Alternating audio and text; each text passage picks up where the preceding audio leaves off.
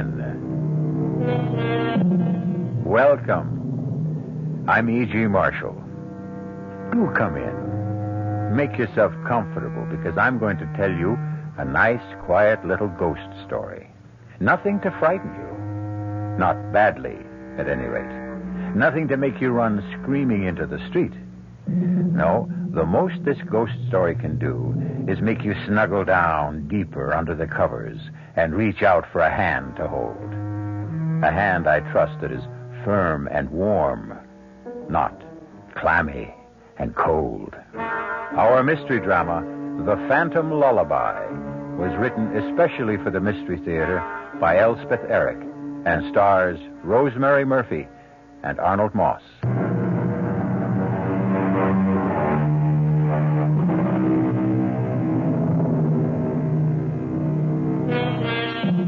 I myself have never met a ghost. I don't know why. Perhaps something in my personality puts them off. But if ever I should, I hope he'll do something more than moan and sigh and clank chains.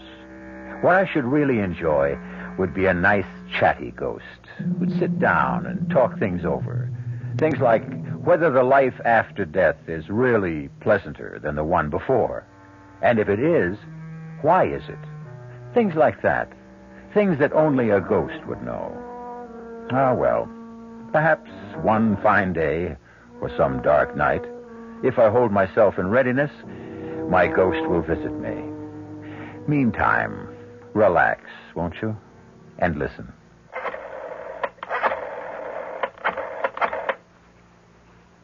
Hello? Intercoastal Airlines?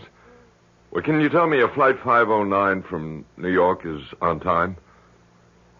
Yeah, I'll hold on. Ellen's room is finished. Good. I've ordered new curtains. I hope she likes her room. Oh, I'm sure she will. I'm sure she... yes? Oh, it is? Well, good. Thank you very much. The plane's on time. Well, you better get started then. Yeah. Don't be nervous. I'm not nervous. It'll only make her nervous if you're nervous. What are you looking in the closet for? My overcoat. It's on the chair. Oh. She's only been away 4 days. It's not a question of how long she's been away. It's what she went away for. I know that. Well, then why say a foolish thing like only 4 days? Please. I'm nervous, too. Well, what do you think you're doing now? This couch shouldn't be here. It should be over there. That's an 8-foot couch. Don't try to move it by yourself. I can do it. Let me have the superintendent, please. Emily, will you stop that? I'd help you, but I have to get going. I don't want Ellen standing around the airport. Hello? This is Mr. Keene, Penthouse B. Yeah, we just moved in. We're not quite settled in yet, and I have to go to the airport to pick up my daughter. Could you possibly help my wife move a few pieces of furniture? No, we want the place to look extra nice. Our daughter's never seen it, and... Oh, that's great. That's just great. Thank you very much. He'll be up in a couple of minutes. Howard, do you think Ellen will like this apartment? Well, I certainly hope so. It's costing an arm and a leg. What with the terrace and everything? Her own bathroom, a real dining room? Well, the idea is to give her a change. New surroundings, blot out everything that happened. As if a terrace and her own bathroom could take her mind off that terrible man. Well, they'll help. I'm not saying completely, but they'll help. Give us something to think about besides John Draper and the rest of it. Seems strange we never even met him. I hope I never do meet him. Well, honey, I got to get going. Don't tell Ellen about this place. Let it be a surprise. And, Howard, be very, gentle with her. Let her know we love her. Yeah, I'll let her know. Well, I'm off. You're the superintendent. Yeah. I didn't hear you knock. I was just getting ready to. Well, come in. This is my wife. She'll show you what she wants done. Oh, and here's something for your trouble. Oh, okay. Honey, I'll be back in an hour. Good luck. Take care. Well, now, You like this place? I'm sure we will like it. We just moved in. I know. It's a nice-looking apartment with a terrace and all. First thing I want to do is move the couch over there to the long wall. Everybody likes this place when they first move in. If you take one end and I take the other. 1, 2, 3 months, then they start getting jumpy. Jumpy? They pay up what they owe on the lease and they move out. I didn't know that. Oh, yeah, it happens every time. Well, let's move this thing if we're going to... Let me move the coffee table first. No, I'll do it. Yeah. How'd you happen to hear it was vacant? Well, actually, friends of ours called us. They'd met some people at a party who said they were giving up this beautiful apartment, and we thought... That would be the Winthrops. Yeah, they lasted 6 months. Where do you want this table? Right where you're standing. Okay. And before them was the Katzes, and before them the Millbrooks, and before them the Kramers, and before them... Why did they all move out? What's wrong with the place? Search me. They would never say, any of them. Just paid up and moved out. You know what I think? What? I think the joint's haunted. Now, where does the couch go?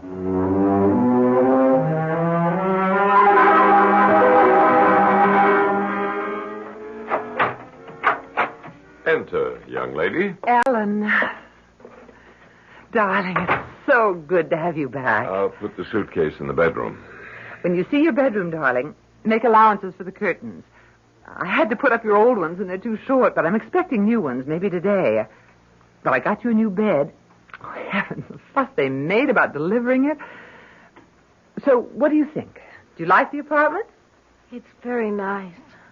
Come, look at the view from the terrace. Come on. You can see for miles. Isn't that spectacular? Spectacular. Well, you can take a good look at it later. What would you like to do now? I don't know. Take a hot bath? You have your own bathroom now. Really? Do I? Or would you like to just sit and talk? All right. If you want to. Ellen, was the operation very bad? You mean the abortion? No. It wasn't bad at all. I'm glad of that. I opened your suitcase, let a little air in, huh? I didn't unpack anything, though. I'll do it. You want to do that now, dear? Maybe take that hot bath, and I'll start lunch, and then when it's ready, I'll call you. All right. It's the door on the right. Oh, here, I'll show you. I'll find it. And the bathroom opens right off of it. Howard, what's wrong with her? I don't know. She was like that all the way in from the airport. Like a sleepwalker. Like a zombie.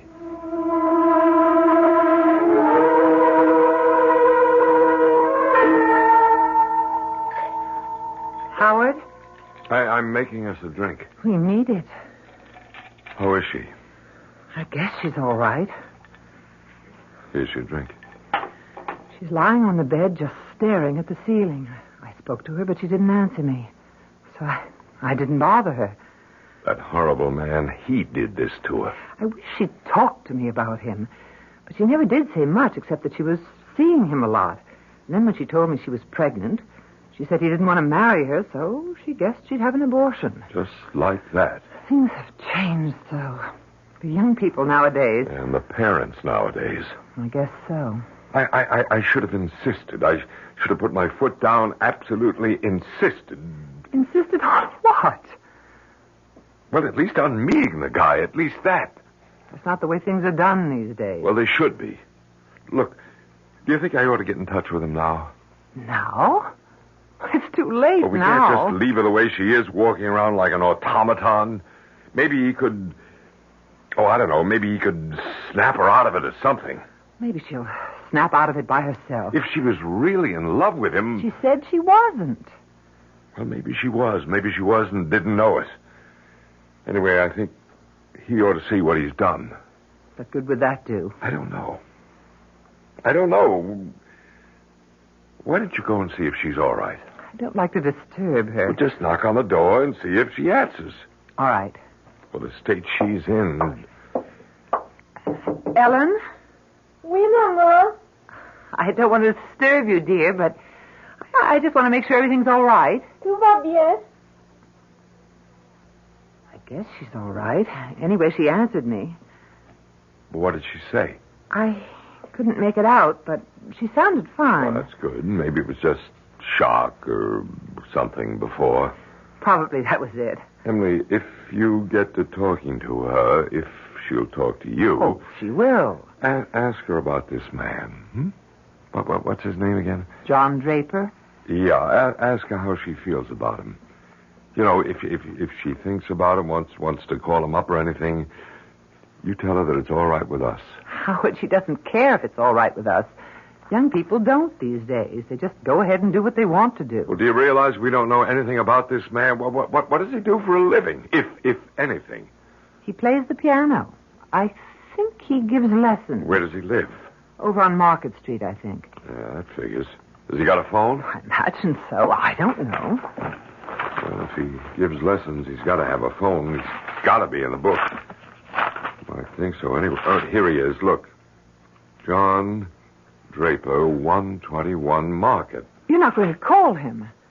No, I'm not going to call him. I just want to know that he's alive and breathing somewhere in this town. If Ellen isn't better by tomorrow or the next day... Howard, she will be. Go knock on the door again, will you? What'll I say? Say anything. Say we're having a drink out here. Why doesn't she join us? All right, if you say so. But keep it light and, you know, cheerful. Ellen, dear, your father and I are having a drink. Don't you want to join us? Pas maintenant. How's that, dear? Je suis occupée.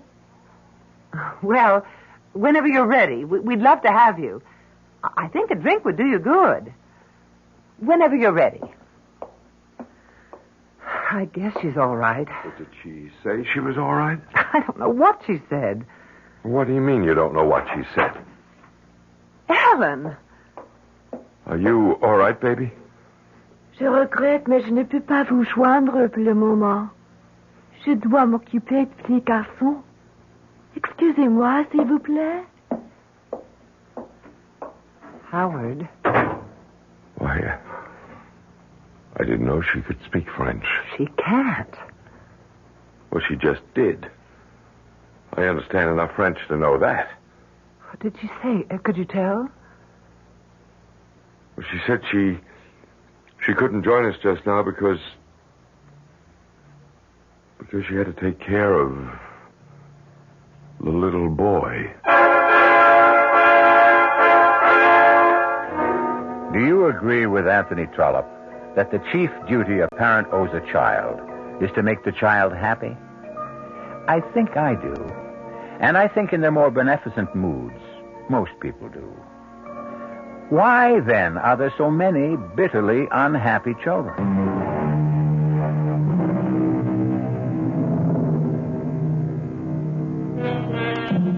Ellen Keene, only daughter of Howard and Emily Keene, came home a little while ago after the removal of an incipient life from her body. In the new penthouse apartment her parents have rented in an anxious effort to lift her spirits, she has just now delivered her longest utterance since she arrived. Je regrette, mais je ne peux pas vous joindre pour le moment. Je dois m'occuper du petit garçon. Excusez-moi, s'il vous plaît. Howard? Why, I didn't know she could speak French. She can't. Well, she just did. I understand enough French to know that. What did she say? Could you tell? Well, she said she couldn't join us just now because she had to take care of the little boy. What little boy? Well, how should I know what little boy? Howard, the operations affected her mind. No, don't say that. That's not true. Must have meant more to her than we knew. How could we know she acted as though it was nothing? That's how young people are these days. I'm going to call that man. John Draper? What good would that do? He ought to know what he's done. Howard, it isn't right to blame it all on him. I don't care. There, here. Here's his number. I I don't see why you think he can help. Well, maybe she still loves him. Maybe he can get through to her. Maybe. Hello? Mr. Draper? John Draper? Yes? I'm Howard Keene, Ellen Keene's father. Yes? Ellen came home a little while ago. I thought you might like to know. How is she? Is she all right? No, she's not all right. What's the trouble? They didn't hurt her, did they? Physically, she seems to be all right, but other ways, she's not. I'm glad you called me. What can I do? My wife and I thought it might help if you came to see her, Why, of course, right now. if you can. I'll have to cancel some lessons, but I'll be there as soon as I can. Oh, hold on just a minute. We've moved to a new place. Oh? You've moved? Yes, we took a penthouse on the spur of the moment, just moved in this morning. It's at 42 Cedar Terrace. Do you know where that is? 42 Cedar Terrace? Yes, penthouse B. Have you got that? Hello? Mr. Draper, are you there? Hello? I'm sorry, Mr. Keene, but I'm afraid I won't be able to get there after all. Give Ellen my love. Hello? Mr. Draper? Hello? Howard? I don't get it. He was very nice, very concerned about Ellen. He wanted to help. He wanted to come to see her right away, and then all of a sudden, when I gave him the address, he made a sudden switch, and he said he was sorry. He couldn't. Why would he do that? Thought it over, I guess, decided he wanted no part of it. But you said he sounded nice at first. He's not going to get away with it. Howard, what are you going to do? What was his address again? It's right there in the phone book. I'm going to get him to see Ellen if I have to drag him here. What's the address? 121 Market Street. Howard, I wish you wouldn't go. I'll be back in half an hour. You stay right here. You think I should call Dr. Stone? No, not yet. Well, what could we say to him? That our daughter talks to us in French when she doesn't know any French? That she says she has to take care of a little boy when there isn't any little boy? No, you just stay here with her, and I don't think she'll get violent or anything like that, and I'll be back in half an hour with Mr. John Draper. Oh, dear. Ellen? Ellen, honey? Ellen, don't you want to come out now and have some lunch? I could fix us both a sandwich and some soup. Je suis occupée. We haven't had a chance to talk. Va-t'en, maman. You're sure you're all right? Tout va bien, maman. That's the phone buzzer from downstairs, dear. I have to answer it. Yes? This is Super, Mrs. Keene. I got a big package down here for you. Package? What kind of package? It's big. It's from, Standish Decorators. Oh, it must be the curtains for my daughter's room. You want me to bring it up? Yes. Would you please? Yeah, I'll be right up. Thank you. Ellen, darling? Ellen, the curtains for your room have come. You remember I told you I ordered new ones? What do you think? Shall we take down the old ones and put up the new ones? I'm dying to see how they look. Ellen, dear? Ellen? Voilà, mon petit. Ne pleure pas, mon petit. Ellen? Ellen, answer me. Va-t'en, maman. Je suis occupée. Dear God. I don't know what to do. I don't... Yes, I'm coming. I'm coming. Just a minute. Your package, Mrs. Keene. Thank you. Thank you. You, okay, Mrs. Keene? What? Well, you look kind of peculiar. I do? What's the matter? Ghosts been bothering you? Ghosts? I told you the place was haunted. Yes, you did, didn't you? Didn't think they'd be getting to you so soon, though. Look, come in for a minute, will you? Do you mind? I'd like to talk to you. Oh, yeah, okay. Tell me, why you say this apartment is haunted. It was just a guess. You don't really know, do you? No, I don't really know about this apartment, no, but I know quite a lot about ghosts from personal experience. Tell me what you know. Well, I guess everybody knows that ghosts are no more and no less than the spirits of the dead who won't leave the earth, right? I mean, that's pretty obvious, wouldn't you say? I wouldn't know anything about it. Oh, well, I thought everybody knew that. Well, that's what they are. The only difference between one ghost and another being why they won't leave the earth, why they keep coming back to haunt. And there's various reasons why. Like what? Well, they could be they're in love with some live person who returns that love even after death. That's one reason. What other reasons are there? Well, there's a ghost that won't admit to death, a ghost who resents the people who've gone on living. Now, this, generally speaking, is the ghost of some person who is used to lording it over everybody in life and comes back to try to lord it over them some more. That's another reason for ghosts. What other reasons? Then there's the kind that just can't understand how it happened. How what happened? Death. Their own death. That's the kind of ghost I understand very well. My sister's one of those. You mean your sister doesn't understand how she happened to die? Is that what you mean? She was 12 years old. She was on her way to school. And a car came along with a drunken driver behind the wheel, and the car swerved up on the sidewalk and killed her. She never knew what happened. Before she knew anything, she was dead. And her ghost comes back? Every night. Every night I wake up and hear crying. What do you do? I try to explain it to her, but what can I say? It doesn't make any sense. Drunk in a car and her on her way to school. No, it doesn't make any sense. It makes more sense to kill yourself, don't you think? That way you got something to say about how you go and when. Not just leave it up to some drunk in a car. Well, that's my opinion anyway. All right, I better be getting back downstairs. Couldn't you just stay for a little while? I don't feel like being alone right now. My husband will be home in about half an hour. He went to see somebody over on Market Street. No, I can stay a little while if you like me to. I'd appreciate it. We'll talk about ghosts, huh?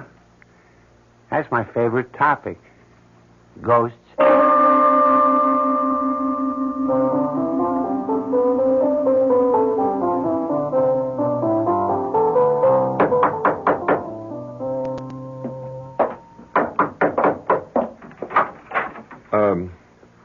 I'm looking for Mr. Draper. I'm Mr. Draper. I guess it's your son I'm looking for. I don't have a son. Oh, well, I expected... Well, I didn't know I'm Howard Keene, Ellen's father. I'd like to come in and talk to you. Mr. Keene... Please, it's very important, or I wouldn't ask. Come in. Thank you very much. Sit down if you want. Excuse my staring at you. I expected a much younger man. I'm 51. That's just my age. You said on the phone Ellen is all right. No, I said that physically Ellen's all right. Why didn't you want to marry Ellen when you found out that she was pregnant? I couldn't. Well, you've got a wife? I had a wife. You're divorced. Something I never talk about, Mr. Keene. You never talked about it to Ellen? I never talked about it to anybody. And I don't intend to. Maybe you should. I can't. Tell me about Ellen. Well, she came home a little while ago. She was changed. She talked in monosyllables, short sentences at the most. And we thought after what she's been through, maybe that's only natural. So my wife told her to have a bath, take a nap, and we'd have a drink, lunch. Well, my wife and I were talking, Ellen came out of a room and spoke to us, quite a long speech, and every word of it in French. In French? Now, Ellen doesn't know any French. You never spoke to her in French, did you? Never.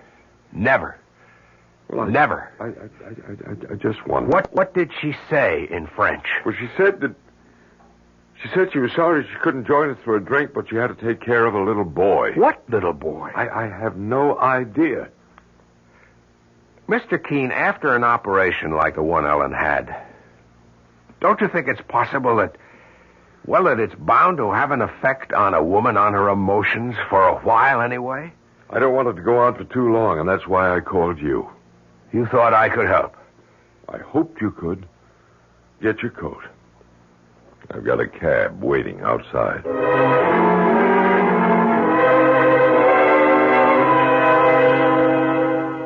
Now I've told you everything I know about ghosts, Mrs. Keene.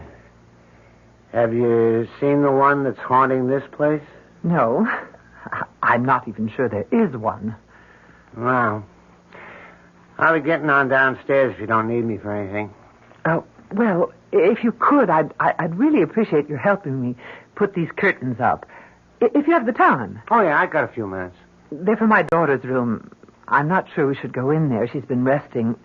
I'll tell you what, I'll knock on her door. If she's up, I know she'd love to see the curtains. Ellen, dear, it's Mother. The superintendent is here, and if it's all right with you, we'd like to put up the new curtains. You know, I told you before they just came from the shop. Ellen, dear, I'm going to open the door and come in because I think you've been by yourself long enough. I really do. Ellen? Oh! What's the matter? Oh! Mrs. Keene, what? Good Lord. She's not moving. She's not breathing. Her eyes are wide open. She's dead. She's not dead. Don't say such a thing. Don't you dare say such a thing. Mrs. Keene, what are you doing? Calling the doctor, you fool. Doctor won't do any good. She's dead.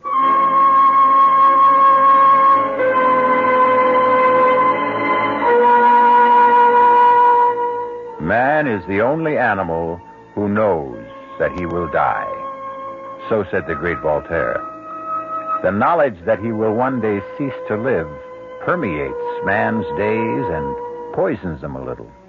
I think that if ever I am given another life, I should like to live it as a bird or a monkey or a chipmunk or a beetle. It doesn't add much to the enjoyment of life to know that it won't last long. You'll remember I promised you a quiet little ghost story? I think I've kept my promise so far. Though, of course, in any story, there must be an explosion or two. At this moment, Mr. Keene, Ellen's father, is preparing to enter a taxicab with Mr. Draper, Ellen's one-time lover. You say you're married? Yes. But you weren't divorced? No. Your wife died? Yes. I see. How long ago was that? What? How long ago did your wife die? 25 years ago. Did you and your wife have any children? Yes. One. Where is the child? Dead. At birth? No. I feel a little bit like a heel asking you all these questions, but I'm concerned about my daughter. I'm concerned, too, or I wouldn't have come with you. I understand. I think I understand. You've never wanted to get married again, is that it? Never. Even after all these years?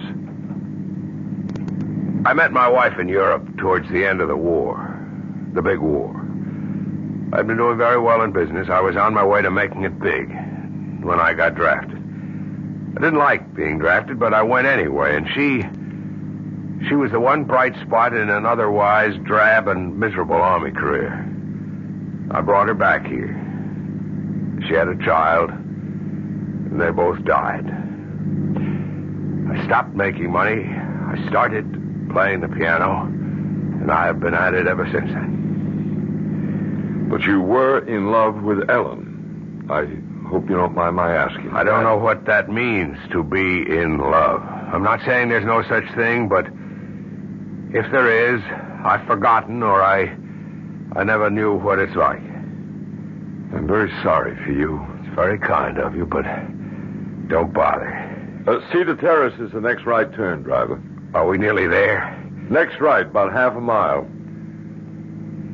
My wife and I just moved in. We wanted to do something for Ellen. We heard through friends about this marvelous apartment that was suddenly available, a penthouse of all things. Penthouse B, you said? Yeah, we took it on an impulse, thinking it'd be something for Ellen to come home to take her mind off everything. You know, what she'd been through. And did it? Well, no. No, she's hardly said a word about the place since I brought her home from the airport. She's hardly said anything about anything. Just a few words of French, and that one thing about not being able to have a drink with us before lunch because she had to look after a little boy. How could she speak French when she doesn't know any French? And what little boy did she have to look after? I don't understand any of it, not any of it. Hold on. We're almost there. Maybe Ellen will be all right, more of herself anyway, and then you can ask her. You just hang in there for a couple of minutes more.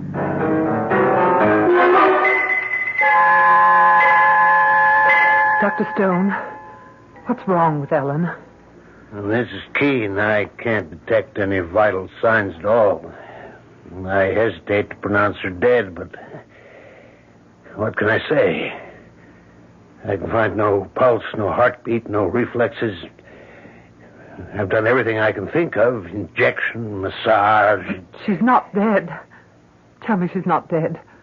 Like you, I refuse to conclude that at the moment. But if your daughter is alive, Mrs. Keene, she is in the deepest coma I've ever encountered. It's as though she were not in or out of this world at all.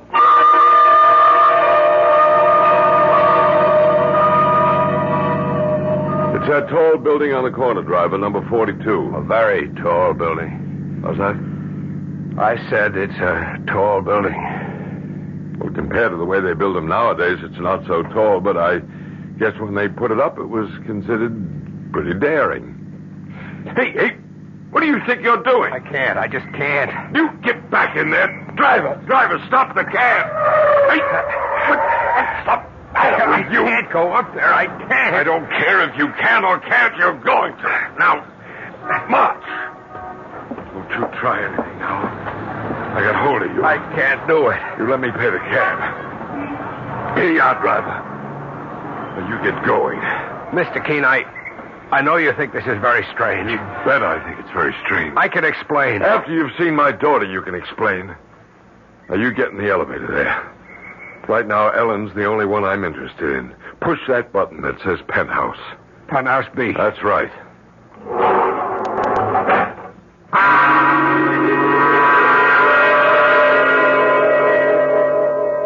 Mrs. Keene, if Ellen isn't dead, and I'm still not convinced, then she's either in a very, very deep coma or... here I'm getting into territory that I don't understand at all. She's in a trance. A trance? We hear of these things, people who can control their body functions. I was told of a man who could make one half of his arm stone cold and the other half blood warm. He could do it at will, or so I was told. I can't believe it. Do you believe it? Mrs. Keene, there isn't a doctor alive today who would deny the power the human mind has over the human body. But... oh, that must be my husband. Yeah, well, I want to talk to him. I'll only be a second. Yes, I'm coming. Howard. Mr. Draper? That's him. I'm Ellen's mother. Howard, I called Dr. Stone. He's with Ellen now. He wants to talk to you. I'm in here, Mrs. Keene. Dr. Stone, how is she? She shows no vital signs of life at all. You don't mean that she's dead? Oh, no, she can't be.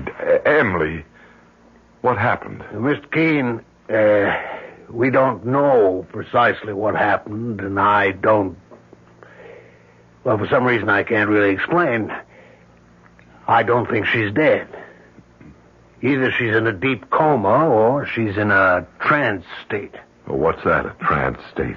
It's something medical men know very little about. So, I want your permission to take her to the hospital and have her examined by another doctor there. And if he gives us no convincing diagnosis, we'll call in a psychic healer. You have our permission to do anything you have to. Of course. All right, I'll call an ambulance. Mr. Draper, I've been very rude. We've paid no attention to you at all. Thank you so much for coming. It's quite all right. You can see we're beside ourselves with worry. Yes, I can see that. There's an ambulance service. There's Dr. Stone. Mrs. Keene, do you suppose that I could see Ellen? Oh, I don't think so. Not now. Why didn't somebody wake me up? Ellen. Thank you. Darling. Is it time for lunch? Ellen, how do you feel? Dr. Stone. What are you doing here? And John, you know, it's funny. I thought I heard your voice, but then I decided I must have imagined it. Yeah, but how do you feel, Ellen? Well, I feel perfectly fine. I had a wonderful sleep. You're sure you feel all right? Well, I just told you I feel fine. I was tired when Daddy brought me home from the airport, but I had a lovely nap, and now I'm fine. But what are you doing here? And John, how did you get here? How did you know where to come? Your father, he told me. Oh, really? Oh, that was nice. Then you've met. Yes, we've met. You'll stay for lunch, won't you, John? Mother, is that all right? Is there enough for John, too? Yes, dear, there's enough. But first, don't you think you ought to bathe and change your clothes? I guess I should. I was going to do that before, wasn't I? When I first got here. But then I got busy with something or other, and I forgot all about it. You want me to come with you, dear? It would be nice. We haven't had a chance to talk, have we? No, but we will. See you all for lunch. Yes, Ellen. You'll stay, Mr. Draper? I'm not sure that I can. Please do. Ellen seems to want you to. Mr. Keene, I don't know any of the whys or wherefores, but your daughter seems to be all right. Yes, she seems to be. All right. I'm going back to my office. I'll be there all afternoon. If anything happens to alarm you, please call me. I can be here in 5 minutes. Thank you, Dr. Stone. No, don't bother to come to the door. I'll let myself out.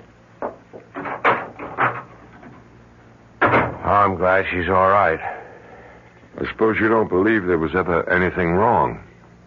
I don't know. After all, you didn't see her when she was, well, the way she was. I know your daughter very well, Mr. Keene. I know what a sensitive girl she is. I told you in the taxi that I didn't believe I knew the meaning of being in love. Now I'm not so sure. I think I was, in my own neurotic way, in love with Ellen.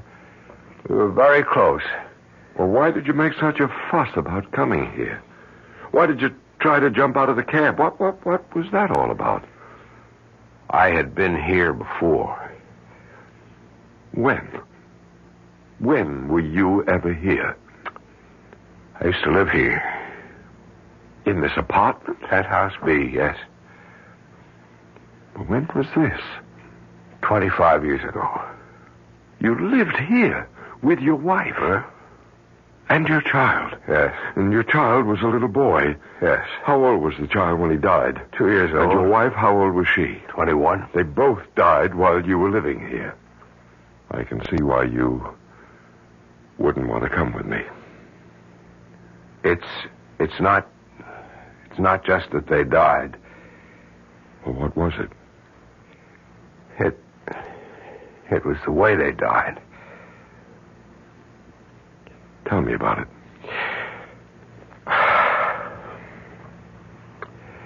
When I came back from Europe, I started up in business again.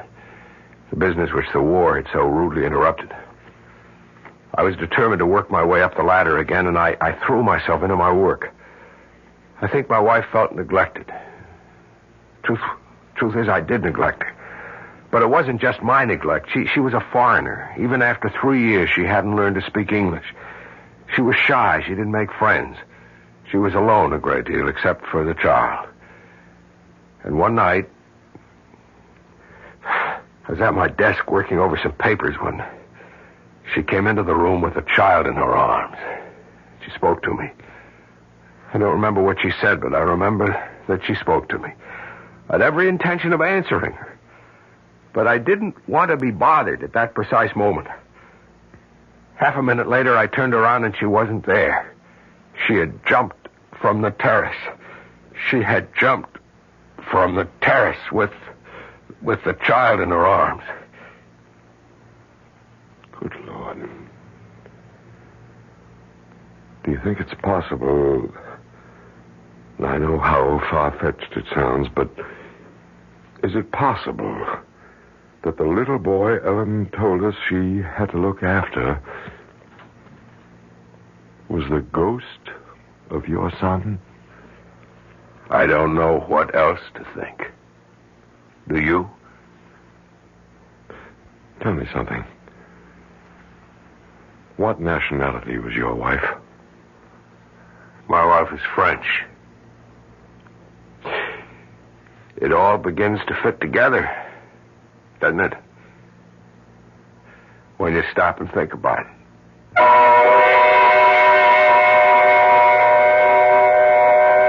When you stop and think about it. You don't want to stop and think about it? That such things don't bear thinking about? All right. Don't stop. Go right on doing the things you've always done.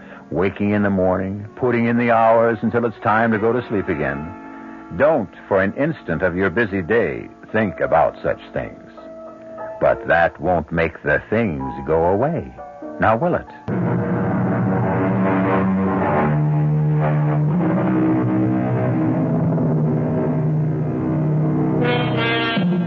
That was a quiet little ghost story, wasn't it? Just as I said it would be. Personally, I prefer ghost stories to be quiet. For ghosts, generally speaking, having no physical equipment, tend to be quiet. But like so many living people who are quiet, ghosts are also tenacious and persistent. And they are everywhere.